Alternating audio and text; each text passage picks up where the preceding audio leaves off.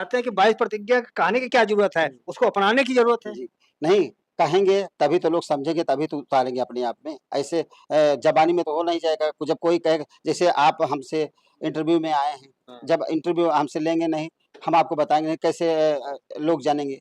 तो इसलिए कि बताना ज़रूरी है, जब बताएँगे तभी लोग जानेंगे, तभी प्रचार-प्रसार होता है। अब बाबा साहब की जयंती हमारे यहाँ रानीगंज में बहुत पहले से हुआ करती थी, यहाँ तक कि जनपद में सबसे पहले हमारे रानीगंज से ही शुरू हुई थी। हमारे पिताजी स्वर्गीय कॉमरेड साथी बाबूलाल जी थे।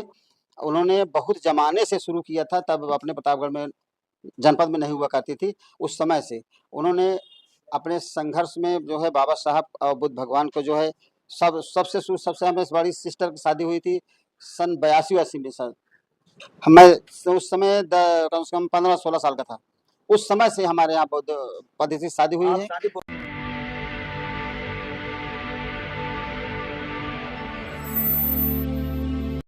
भीम, मैं मेवालाल और आप देख रहे हैं बहुजन समय। साथियों, मैं आज प्रतापगढ़ के रानीगंज में आया हूँ, ये समझने के लिए क्या है जो बाबा साहब अम्बेडकर का विचारधारा कितना ज़मीन तक लोग मानते हैं और किस तरह से इसका पालन होता है। हमारे 2 साथी हैं, इनसे जानूँगा कि आखिर बाबा साहब और अम्बेडकर को लोग केवल जानते हैं या उनको उनके विचारधारा पे चलते भी हैं। बहुत से लोग के तो भाषण तो बहुत बड़ी-बड़ी देते हैं, लेकिन जब 22 प्रतिज्ञा की बात आती है तो इग्नोर कर देते हैं, पंचशील की बात करते हैं।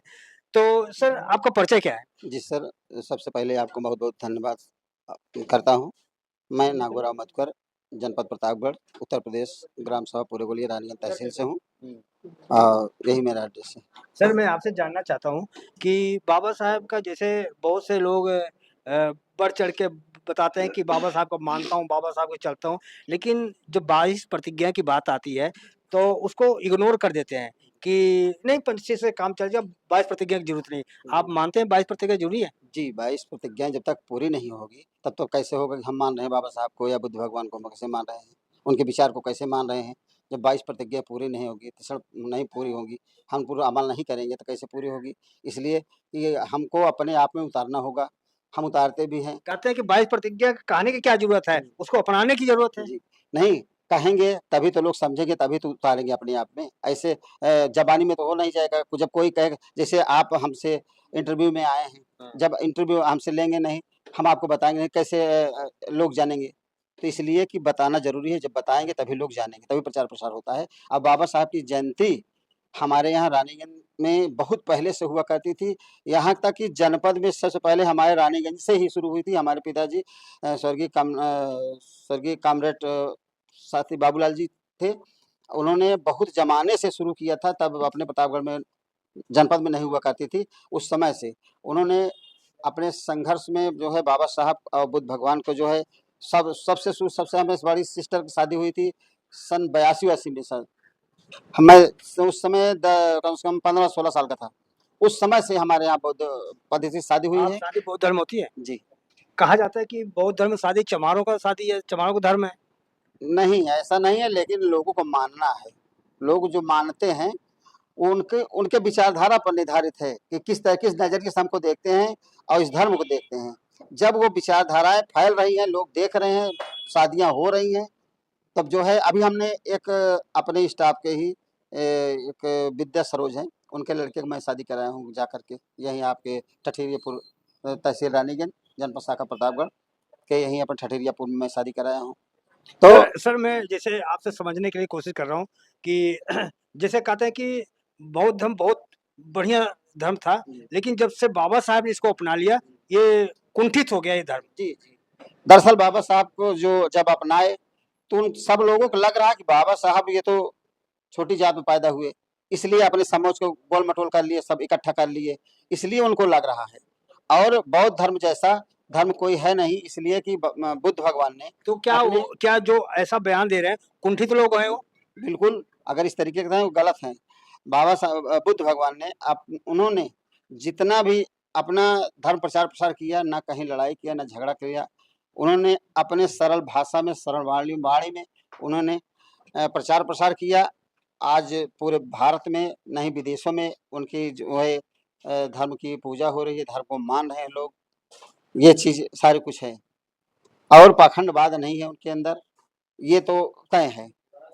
मैं कह रहा हूँ कि बाबा साहब को लोग केवल दिखावा के लिए मानते हैं या घर में उनको जगह भी देते हैं? नहीं, ज़्यादातर तो जो जैसे बहुत मानने वाले लोग हैं, जो जैसे बहुत जागरूक लोग हैं, उनके यहाँ तो आपको फ़ोटो मिलेगी, उनकी तस्वीर मिलेगी। मंच पे तो बहुत बढ़िया मंच मिला है। पर वही वही लोग, उन्हीं के जो मंच पर बोल रहा है, उन्हीं के घर मिलेंगे, जिसके यहाँ शादी कराने जाते नहीं, हैं। कई कई भी मंच पे मैं दिखा सकता हूँ, बोलते हैं मंच पे, लेकिन घर पे फ़ोटो नहीं मिलेगा। ऐसा तो नहीं है, मैं दिखा करीब-करीब सकता हूँ, मैं दिखा सकता हूँ। हो सकता है कोई ऐसा भी व्यक्ति होगा, जो अपने उनके घर में नहीं है। मैं अपने लड़की की शादी किया हूँ, मैंने गिफ्ट में जब सुबह में मुँह दिखाई का समय होता है, तो मेरी पत्नी जो है, भगवान बुद्ध की और मेरी बहू भगवान बुद्ध की और बाबा साहब की तस्वीर जो है बड़ी-सी, उन्होंने भेंट में दी है, कि ताकि ये तस्वीर घर पे लगे।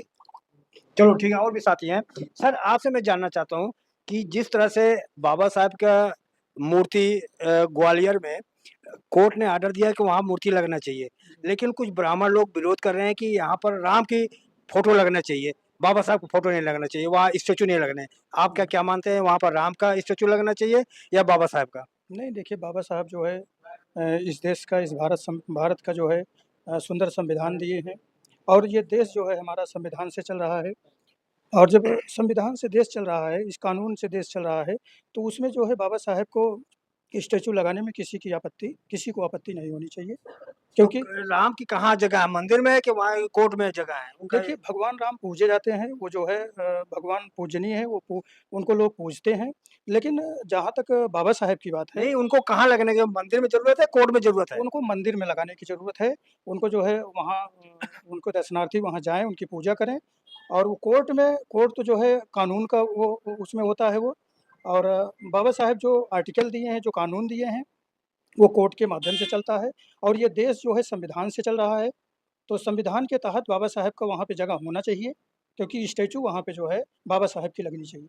सर, मैं आपसे जानना चाहता हूँ कि आप जहाँ पे जाते हैं, आपका नात रिश्तेदार में बाबा साहब का जगह दिया है घर में? जी, जी, ऐसा है। हम लोगों के यहाँ जो है जाटों और चमार में जो ज़्यादातर जो जागरूक लोग हैं, जो मारे और सताए गए लोग हैं, जो पीड़ित और उत्पीड़न को सहे हैं, वो बाबा साहब को और तथागत गौतम बुद्ध को वो पढ़ लिए हैं, और वो पढ़े हैं, तो पढ़ने के बाद जो है, वो उनको अपने घर में भगवान की तरह वो पूजते हैं। आपके रिश्तेदारियों में ही है? जी, जी। हम लोग जहाँ तक जाते हैं, देखते हैं, जहाँ तक हम लोग अपना जो है उनको प्रचार-प्रसार जहाँ तक पहुँच पाए हैं, जहाँ किए हैं, वहाँ पे बाबा साहब के स्टैच्यू, और जो है वहाँ तथागत को और तमाम महापुरुषों के जो है वहाँ पे तस्वीरें मिलेंगी। अगर जैसे बाबा साहब को जो लोग नहीं लाइक कर रहे हैं, तो उनको कैसे बताओगे, समझाओगे कि बाबा साहब आपके उद्धारक हैं, आपको सही रास्ता बता रहे हैं? कैसे आप समझाते हो? पहला जय भीम का मतलब क्या होता है? क्या समझाते हैं? जय भीम का मतलब ये होता है कि इतने बड़े महान पुरुष थे वो, इतने विद्वान थे, उन्होंने केवल एक ही कम्युनिटी, एक ही जाति के लिए उन्होंने कार्य नहीं किया है, वो सर्व समाज के लिए काम किए हैं। वो जो है जैसे महिलाओं के लिए भी काम किए हैं, चाहे किसी भी जाति धर्म की महिला हों, उनके लिए भी काम किए हैं। और जो है जो जो जितना भी सताया गया था, उसके लिए उतनी वो इलाज का काम किए, दवा का काम किए हैं। और जो कम सताया गया है उसको जो है उतना ज़रूरत कम पड़ी है, इसलिए बाबा साहब सबके लिए हैं। वो वो वो केवल इस किसी एक कम्युनिटी के लिए नहीं है। बाबा साहब तो ना ऊँचा देखा, ना नीचा देखा, ना महिला, ना पुरुष, सबके लिए समान अधिकार लिख दिया। लेकिन महिलाएँ आज भी बाबा साहब से बहुत दूर हैं। नहीं, उनको हो सकता है कि उनके विषय में उनको जानकारी ना हो। जिस दिन बाबा साहब को पढ़ लेंगी, उस दिन जो है उनको जो है ये ज्ञान हो जाएगा कि हमारे लिए बाबा साहब ने क्या किया है। उनको जो है जैसे प्रेग्नेंसी लीव मिलती है, जो गवर्नमेंट कर्मचारी हैं, उनको जो है अगर महिलाएँ जैसे अगर वो नौकरी पेशा में हैं, तो उनको जो है प्रेगनेंसी के लिए उनको प्रेगनेंसी लीव मिलती है। तो वो कानून के द्वारा मिली है, जो जो उसमें संविधान में प्रदत्त है, उसके द्वारा उनको जो है वो आज़ादी मिली है। और उनको पैसा भी मिलता है जहाँ वो जॉब करती हैं। जी, जी, उनको पैसा भी मिलता है, वो किसी भी छुट्टी में कटता नहीं है। उनको उनको जो है प्रेगनेंसी के लिए उनको छुट्टी मिलती है, जो छुट्टी मिलती है, उसके लिए उनको पूरा वेतन का भुगतान होता है। सर, क्या आरक्षण खत्म कर देना चाहिए? नहीं सर, ऐसा है, आरक्षण कोई जो है वो गरीबी उन्मूलन ये व्यवस्था नहीं है। जैसे अरे इस 70 साल समय हो गया, तो कब तक आरक्षण लेते रहेंगे? नहीं, 70 साल हो गया, आपका कहना सही है पत्रकार महोदय जी। लेकिन इसमें क्या है कि जैसे जो कहते हैं कि इसको ख़त्म कर दिया जाए, हम भी मानते हैं कि ख़त्म कर दिया जाए, ठीक है। लेकिन आज भी देखो, आज भी समाज में देखो तो हमारे भेदभाव, नहीं, छुआ-छूत आरक्षण आ आरक्षण जात के आधार पर नहीं, आर्थिक आधार पर होना चाहिए। नहीं तो आर्थिक आधार पे आप ही देखें, तो आप सर्वे करा लीजिए। सर्वे में आप देखेंगे कि किसके पास कितनी संपत्ति है, कितना जो है वो आगे डेवलप कर गया है, नौकरी में, आर्थिक आर्थिक स्थिति में। तो आज भी देखेंगे कि निम्न कास्ट का व्यक्ति जो है, वो आज भी परेशान है, प्रताड़ित है। उसके यहाँ ना तो नौकरी की व्यवस्था है, ना ज़मीन जायदाद इतनी है, ना तो वो जो है अपने बच्चों का भरण-पोषण कर पा रहा है। वो जो है अ, वो जो है अपने बच्चों को अच्छी शिक्षा नहीं दे पा रहा है, तो उसकी स्थिति आप सर्वे कराएँगे, तो ये स्थिति आपको देखने को अच्छा, मिलेगी। जातगणना भी सरकार ने ऐलान कर दिया, तो खुश हैं आप लोग ना? जातगणना मोदी सरकार ने ऐलान कर दिया है। नहीं, आपका कहना सही है, उन्होंने ऐलान कर दिया ठीक है, लेकिन उसको इम्प्लीमेंट करें, उसको उसको जो है समाज में लाएँ, वो जो है कहने से होता नहीं है। जब उसको करवाएँगे, करवाने के बाद उसको इम्प्लीमेंट लाएँ, उसपे जो है वो कितने मिनट हो गए? उसपे जो है काम करें, वो गणना करके सार्वजनिक करें, तब पता लगेगा कि कौन कितने जो है कास्ट का है और कि कौन कितने परसेंट में है, तो उस हिसाब से उसको हिस्सेदारी दी जाए। सर, आप क्या मानते हैं कि जो बाबा साहब केवल छोटी जात के लिए किए थे, जन्मदिन मनाते हैं आप लोग, तो आपकी बिरादरी का है नहीं, फिर भी आप लोग उनकी जयंती मनाते हैं? नहीं, वो जो है बाबा साहब हमने आपको पहले भी बताया कि वो समतामूलक समाज की स्थापना किए हैं और उनके लिए वो जो कानून में उन्होंने जो जगह दिया है, जो कानून बनाए हैं, जो भारत का संविधान दिए हैं, उसमें उन्होंने सबके लिए बराबर का वो अधिकार दिया है। वो कोई कोई छोटा नहीं है, कोई बड़ा नहीं है, उनके लिए वो सब समान है, उनके लिए वो समान अवसर देने का काम किए हैं। वो वो वो ये कि इस देश में उन्होंने जो ये एक संविधान दिए हैं, उसमें सबका स्वतंत्रता है, सबको आज़ादी है, सब क्या खाएगा, क्या पहनेगा, क्या वो जो है वो क्या बोलेगा, उसके लिए उनको सबको सर, आज़ादी दी है। लास्ट सवाल सर, बाबा साहब की मूर्तियाँ क्यों इतनी तोड़ी जाती है? बाबा साहब के जबकि सबके लिए काम किए हैं, बाकी की मूर्ति नहीं टूटती, केवल बाबा साहब की मूर्ति तोड़ी जाती है, ऐसा क्यों? नहीं, ऐसा नहीं होना चाहिए क्योंकि बाबा साहब ने जो काम किए हैं, हो सकता है कुछ लोगों को उनको ना पसंद हो, वो असमानता ही चाहते हों और समानता नहीं चाहते हैं, भाईचारा नहीं चाहते हैं। अगर उनके अंदर ये भावना हो जाएगी कि ये समाज है, इस समाज में जो है असमानता ना हो, भाईचारा बनी रहे, इसमें जो है, तो वो बाबा साहब ने किसी का तो वो जो है अनादर नहीं किए। तो ऐसे अगर उनकी मूर्ति तोड़ी जाती है, तो उनकी सोच के ऊपर निर्भर करती है वो। सर, एक लास्ट सवाल, समानता और समरसता में कुछ अंतर समझते हैं आप? नहीं, समानता जो है अब समानता माने सबको समान। हुँ, हुँ, हुँ। तो समरसता जो है, अब समरसता तो जो है जैसे उसमें भी थोड़ा भेदभाव होता है। समानता तो सबके लिए बराबर होता है। हुँ, सबके लिए हम जो है, हम आपस में भाई-भाई हैं। हुँ। बाबा साहब ने अच्छा, यही हिंदू कहा। राष्ट्र बनना चाहिए कि ये देश? हिंदू हिंदू संख्या ज़्यादा है। हिंदू हिंदू राष्ट्र बने, पत्रकार महोदय आप जो कह रहे हैं हिंदू राष्ट्र बने, लेकिन हिंदू राष्ट्र में क्या सबका रोटी-बेटी का संबंध होगा? सारे हिंदू बराबर होंगे? ये क्या कोई ज़िम्मेदारी ले रहे हैं? अगर ये होता है, तो हिंदू राष्ट्र बन गया, जात-पात नहीं रहे, जात-पात के करो विदाई, हिंदू-हिंदू भाई-भाई। तो ठीक है, ये तो समाज चाह रहा है, आप जाति-वाति की व्यवस्था खत्म कर दीजिए और सारे हिंदू सब भाई-भाई। जैसे आप बता रहे हैं कि जाति-पाति की करो विदाई, सारे हिंदू भाई-भाई, तो ठीक है, हम हिंदू हैं, सब हिंदू भाई-भाई, रोटी-बेटी का संबंध करिए आप। तो मुसलमान कहाँ जाएँगे? तो इस देश में इसीलिए तो ना, कुछ असमानतावादी लोग जो है, यही तो चाहते हैं। बाबा साहब ने जब अपने संविधान को लिखा, तो उन्होंने उन्होंने ये नहीं कहा कि उन्होंने धर्मनिरपेक्ष लिखा। कि सबको रहने की, बोलने की आज़ादी होगी। जो हुआ सो हुआ, लेकिन यहाँ धर्मनिरपेक्ष देश है, यहाँ पे आपको कोई किसी को सताएगा नहीं, कोई किसी को मारेगा नहीं।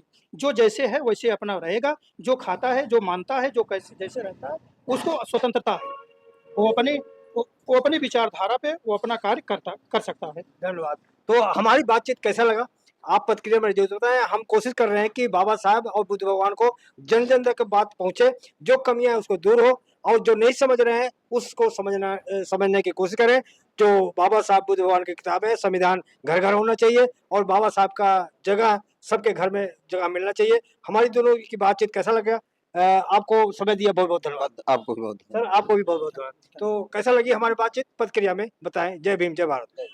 अगर आपको लगता है कि हमारा काम बहुजन समाज के लिए महत्वपूर्ण है, तो आप हमें आर्थिक सहयोग के लिए सीन दिखाए गए QR कोड स्कैन और फोन पे और गूगल पे और UPI और बैंक अकाउंट में कर सकते हैं। फोन पे, गूगल पे 9250529129, UPI 9250529129@YBL। Bank account state bank of India AC 104299462008, IFSC code SBIN 00066563। आपका छोटा से छोटा सहयोग समाज और हमें और मजबूत करेगा, जिससे हमें बहुजन पत्रकारिता में और निष्पक्ष बनाने में मजबूत करेगा। जय भीम, जय भारत।